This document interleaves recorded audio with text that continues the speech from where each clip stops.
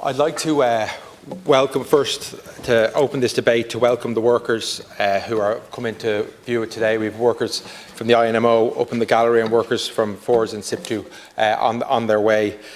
These have been the driving force in the Valuing Care and Valuing Community campaign over the last number of years, who have really worked so hard to build momentum and build energy towards what they require and what they so desperately need, and that is pay justice, pay restoration and indeed pay increases.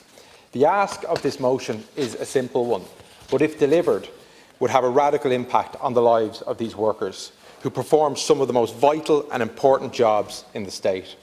I'm proud to introduce this motion in the name of the Labour Party on behalf of the community and voluntary workers all across Ireland who have been working so hard on this campaign. But before I go into detail on this motion, I want to assuage some of government's concerns which have been made to us in the last number of days. This motion is not a Trojan horse to make community workers public sector workers. Community and voluntary workers don't want that.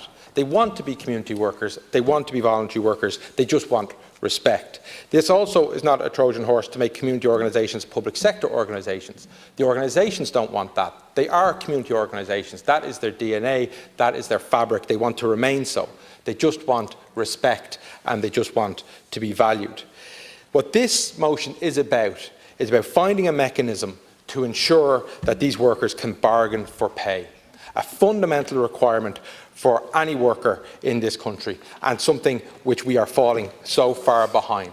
This motion actually boils down to something as dull and as technical as that, a mechanism for pay bargaining. And it's something that has been done in other areas. We've seen it in the childcare area. There are models which can be used to Section 39 workers, Section 56 workers, Section 10 workers, the community and voluntary sector. So we're not trying to reinvent the wheel here. We're just trying to bring the government to where they need to be. That is, recognising these workers, recognising their serious concerns and recognising the fact that they need a pay increase, having had their pay cut in 2008 and having had no mechanism to restore it ever since. The Taoiseach criticised this motion yesterday, saying the motion was too broad. This was in Leaders' Questions in response to our leader, Ivana Bacik. This motion, the ask of this motion is not broad. As I said, the ask of this motion is simple. The scope of this motion, in terms of the workers that it seeks to value and assist, is broad, because that is the extent to which the workers in these organisations are active in our society. They represent a broad spectrum of work: disability services, addiction services, homelessness services, nursing, the list goes on, community employment supervisors. So that's where this is broad. But this government shouldn't fear that. They shouldn't fear that at all. There's nothing to fear from bringing as many workers into fair pay and to proper pay mechanisms. You will be rewarded for it if you do it, and there's nothing to fear. But the government need to join up the dots here as to why this is important. This is not just about pay. When we're bringing questions and you're answering questions as to why there's delay in home care packages being given, you have to join up the dots. I think, why do we not have enough home care workers? When you are answering questions as to why day services are being paused or unable to get off the ground, you have to ask yourself, why are there no day service workers, or why are they leaving the service? When you are answering questions or in your clinics and you have service users saying why they have to continually rebuild new relationships with new care workers, you have to ask yourself why.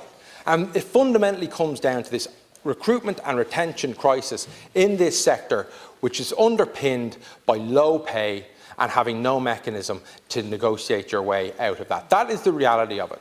We know that the HSE are poaching staff from this sector. We know that staff are exiting this sector to go to other jobs for better pay. We know that they are exiting this country to take up care roles in the NHS or further afield. You know this. That is the reality. I've been on the national demonstration speaking to supervisors, speaking to workers. Back in May. I was on the picket line in July with the Irish Wheelchair Association. I went down to Charleville to meet St Joseph's Foundation with Deputy Sean Sherlock a couple of weeks ago. And while the workers are diverse in the jobs that they do, they are united in their one experience of being undervalued on the outside and not being listened to. And they are united in the fact, as has been said, that they provide work and they provide care for those on the margins and most vulnerable in society. That's what unites all these workers.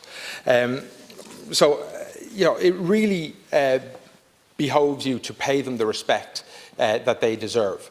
But if we look at the last week as a microcosm of this whole debate and this whole campaign, we see last week on Thursday, our leader, Vanna Bacik, asked a question of the Taoiseach in relation to this and in relation to pay increases. And the Taoiseach says, oh, there's a €100 million block grant that's going to be paid by the HSE and it's going to go and it's going to cover the pay. It'll be enough to cover the pay.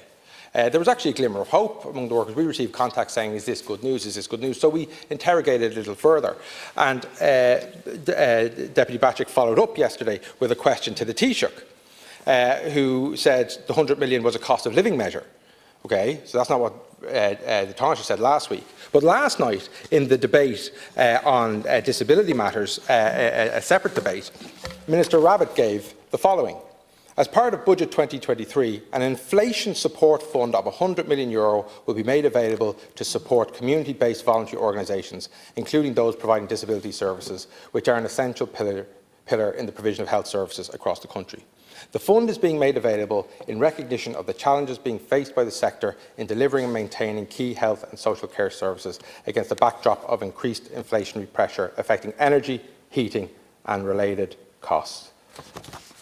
That's the truth of what that money's for, which is needed. No doubt about it, that money's needed.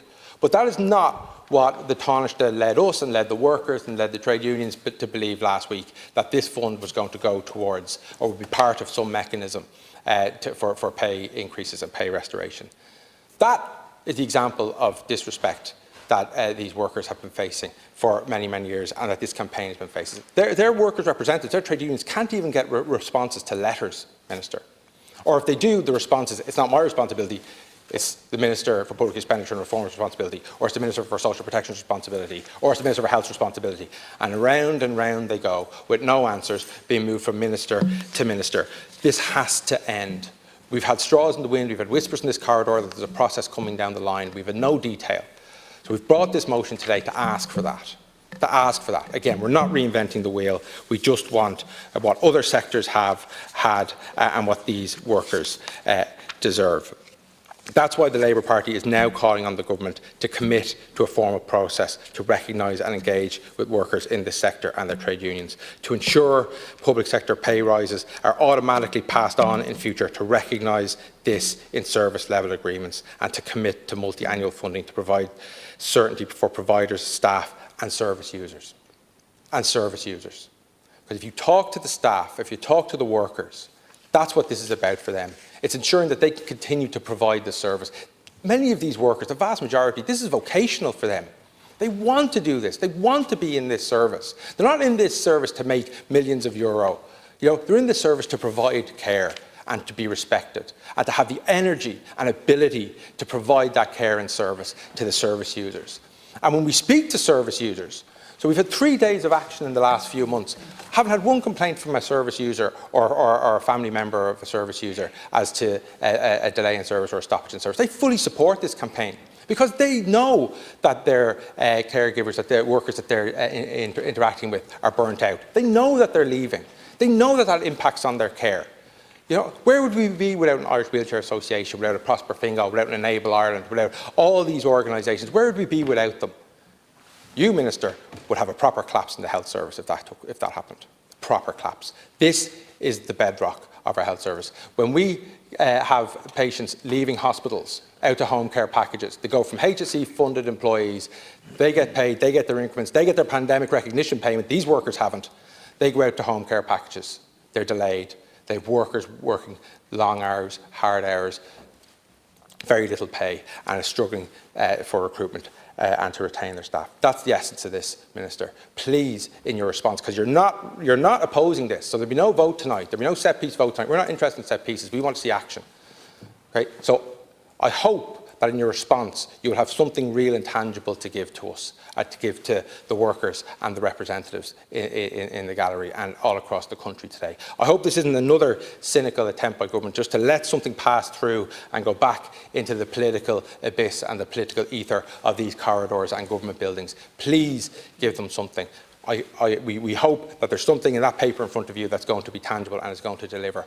We don't hold out much hope, but we'll continue to work, and we'll continue to work on behalf of these workers and all those service users all over the country who rely day in, day out on these vital frontline services. Thank you.